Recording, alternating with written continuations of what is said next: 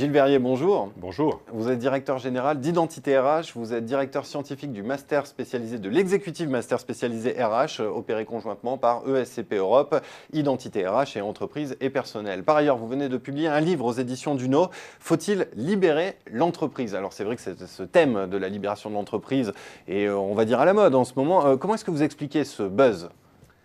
Toute la période d'industrialisation de masse nous a légué un modèle managérial et organisationnel qui descend en direct du taylorisme et qui aujourd'hui encore reste largement dominant dans les entreprises. Ce modèle est marqué par trois caractéristiques. Une dichotomie forte entre quelques décideurs et des armées d'exécutants, un mode de management et d'autorité très descendant, et enfin une inflation de normes et de process de nature bureaucratique pour réguler l'ensemble. Ce modèle, aujourd'hui, ne permet plus de répondre aux enjeux auxquels l'entreprise est confrontée en ce début de XXIe siècle. La transformation de son environnement concurrentiel, de plus en plus complexe, la révolution digitale, les mutations du travail et les aspirations émergentes. Alors, le consensus a grandi sur cette inadéquation et de très nombreuses entreprises s'interrogent sur les alternatives. C'est la raison pour laquelle les promoteurs de l'entreprise libérée ont un tel succès aujourd'hui. Et vous pensez que cette démarche d'entreprise libérée permet de répondre justement à ces enjeux? Alors, que disent les promoteurs de l'entreprise libérée?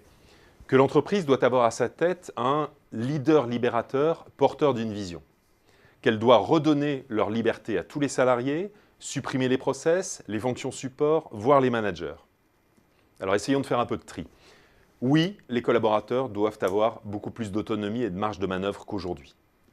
Oui, il faut débureaucratiser l'entreprise pour qu'elle puisse avoir l'adaptabilité dont elle a besoin aujourd'hui.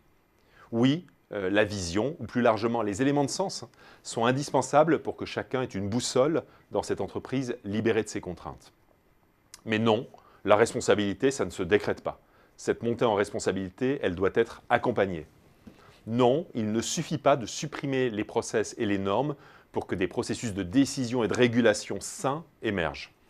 Non, le modèle de demain, ça ne peut pas être un leader libérateur, sans corps intermédiaire, sans fonction support, sans manager, qui impose sa volonté de rééducation, c'est leur terme, des salariés, a pour responsabilité le bonheur au travail et met en place un contrôle social qui pourrait être totalitaire. Il y a là un vrai risque de dérive éthique. Ce sont d'autres voies que l'entreprise doit explorer pour libérer le potentiel qu'elle recèle, notamment en s'appuyant sur d'autres travaux. Ceux de Michel Crozier, par exemple, ou bien les expérimentations qui relèvent du principe de subsidiarité, de la pyramide inversée, ou même de réalisations d'entreprises aussi différentes que Michelin, Kiabi ou PPC.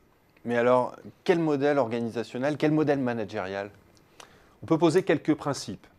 L'environnement de l'entreprise lui impose de déplacer au plus près du client le pouvoir de décider et d'être source d'initiative, ce qui nécessite de développer l'autonomie et la responsabilité de chacun, effectivement. Mais pour que ça réussisse, l'entreprise doit travailler plusieurs dimensions. Elle doit accompagner cette montée en responsabilité, notamment via la montée en compétences. Elle doit construire avec les intéressés un projet partagé, projet stratégique, vision, ambition.